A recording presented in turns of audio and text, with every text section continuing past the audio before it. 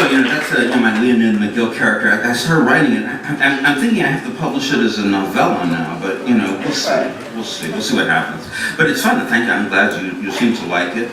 I've gotten funnier as I've gotten older. I don't know why.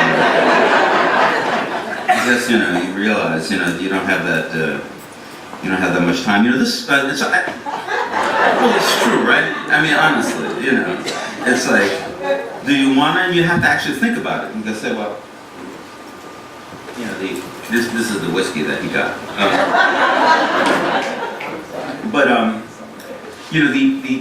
The idea, like, as you get older, you have to get, more serious. It's so interesting. You look at somebody like Louis Armstrong, Louis Armstrong, when he was a young man, played trumpet faster than anybody ever played trumpet. And also he played beautifully. He did all these amazing things. But when he got older, he was older, his fingers had a little arthritis, his lip was damaged because he was playing all the time. So he would play like a tenth the amount of notes. But he still went through the same gyrations because, he knew where the notes were. He didn't have to, count to get there, And I say that not because I'm comparing myself to Mr. Armstrong, pops. What I'm doing is because my main character in this book is Joe King Oliver. Now, Joe King Oliver, the original, taught Louis Armstrong how to play, trumpet, and a lot of other things, I think, that they don't talk about.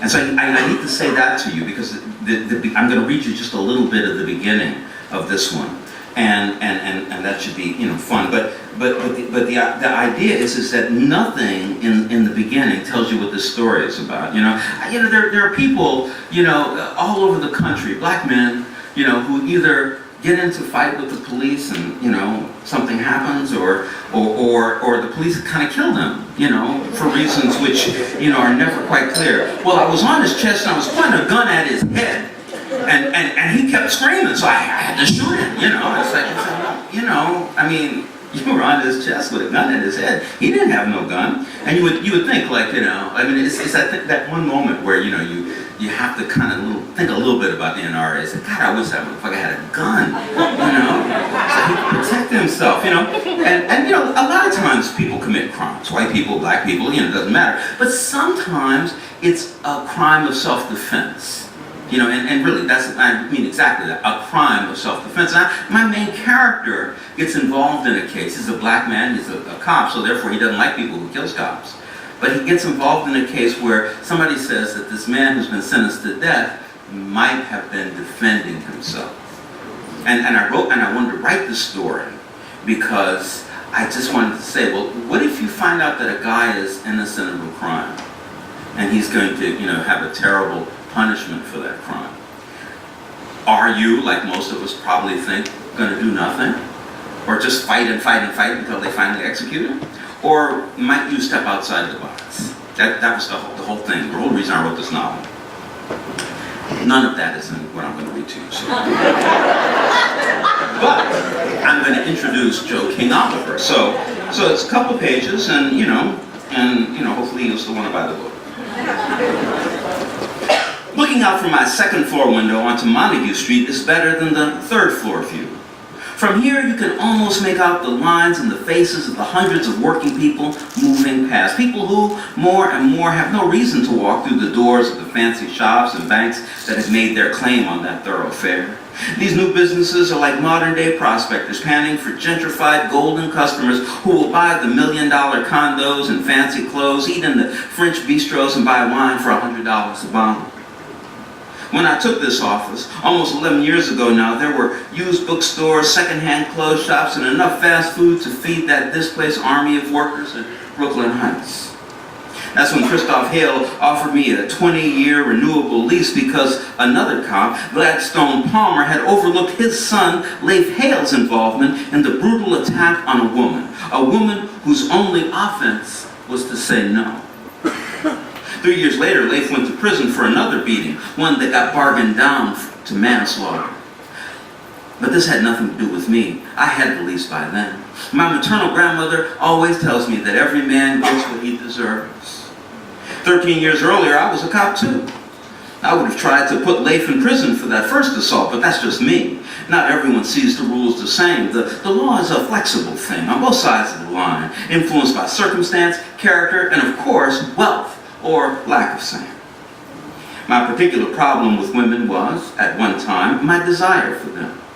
It didn't take but a smile and a wink for me, Detective First Class Joe King Oliver, to walk away from my duties and promises, vows, and common sense for something, or just a promise of something that was as transient as a stiff breeze, a good beer, or a street that couldn't maintain its population.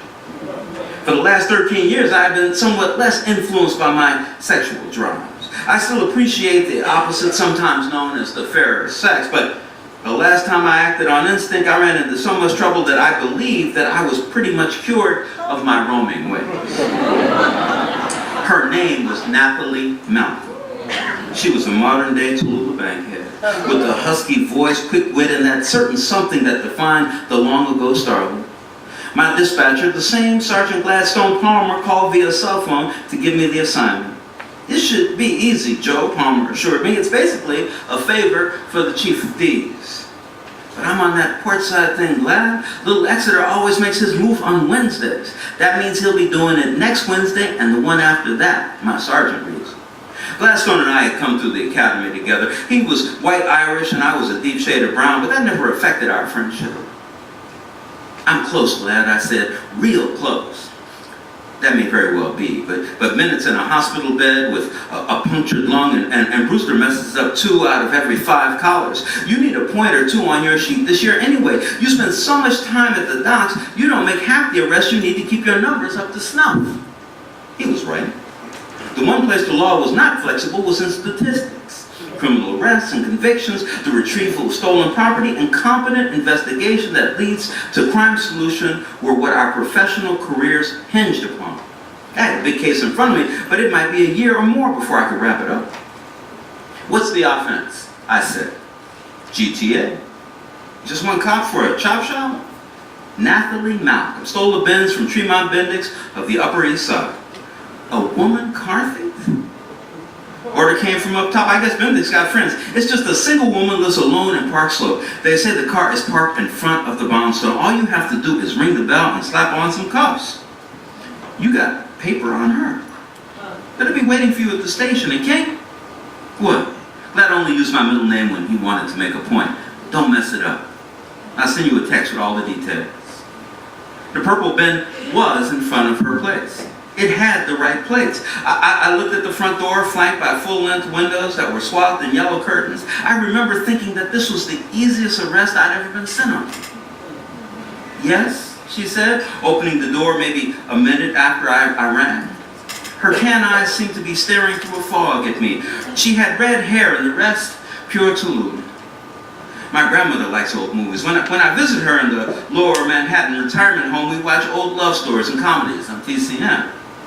Miss Malcolm? I said. Yes? I'm Detective Oliver. I have a warrant for your arrest. Your what? I took out the leather fold with my shield and ID. These I showed her. She looked, but I'm not sure she registered anything. Tremont Bendix claims you stole his car. Oh, she sighed, shook her head slightly. Come in, detective, come in. I could have grabbed her right there, put on the restraints while reciting her rights as the Supreme Court detailed them, but this was a soft arrest and the lady was feeling tender, vulnerable. Anyway, little Exeter Barrett had already connected with the captain of the Sea Frog. The shipment of heroin wouldn't be in for a few more days. I was a good cop, the kind of officer who had yards of patience and lost his temper only when threatened physically by some suspect. And even then, I took no joy in beating him after he'd been subdued and restrained. Would you like some water? Nathalie Malcolm asked. The good stuff's all been packed away. The living room was filled with boxes, bulging duffel bags, and piles of books and electronic equipment, along with clusters of potted plants. What's going on here? I asked, as if reciting a line that had been written for me. This is what Tree calls me stealing his car. She was wearing a sheer and shimmery green housecoat with nothing underneath. I hadn't paid close attention at first. When I got there, I was still intent on the job. I don't understand, I said. For the past 3 years, he's paid my rent and left me the Benz to use as my car, she said. Her tan eyes turned golden under electric light. Then his wife threatened to divorce him, and he told me to get out and bring his car back to his uptown garage. I see. I have to move, Detective. What's your name again? Joe. When Natalie smiled and shifted her shoulders, the structure of our temporary relationship changed from potential handcuffs to definite bed sheets. Natalie was very good in bed. She knew how to kiss, and that is the most important thing to me. I need to be kissed, and kissed a lot. She intuited this necessity, and we spent the better part of that afternoon and way into the evening discovering new and exciting ways and places to kiss. She was a victim. I could see that in her eyes, hear it in her deep voice. And the arrest warrant was wrong. A man leaving his car at a girlfriend's house, a house he paid the rent on, had no expectation of her returning that automobile to his garage. The next morning, I'd make my report and get to the docks where the real crime was happening. When I opened my eyes, Monica Lars, my wife at that time, was already awake and making breakfast for her and Asia Denise, our 6-year-old daughter. I awoke to the smell of coffee and the memory of Natalie kissing my spine in a place I could not reach. I left her when my shift was over. I had showered and changed at the station and got home in time for late supper. Drowsing for the last time in my morning bed, I took in a deep, satisfied breath. Then the doorbell rang. The bedroom of our Queens home was on the 2nd floor, and I wasn't due to work until the afternoon. I was naked and very tired, and anyway, Monica knew how to answer a door. I stretched a bit, thinking how much I loved my little family and that a promotion to captain was not an impossibility once I single-handedly busted the largest heroin ring ever to exist within the borders of the greatest city on earth. "Joe!" Monica yelled from the entrance hall, which was downstairs and all the way to the front of the house. "What?" I bellowed. "It's the police!" The one thing a cop's wife never says is, "It's the police." That's what criminals and the victims of criminals say. Sometimes we said it about ourselves while pointing a service revolver at the back of some perp's head. The mayor called us the police, and now and then the newspapers did, but a cop's wife saying, "It's the police," would be like my black-skinned grandmother calling out to my ex-sharecropper grandfather that it's some Negroes at the door.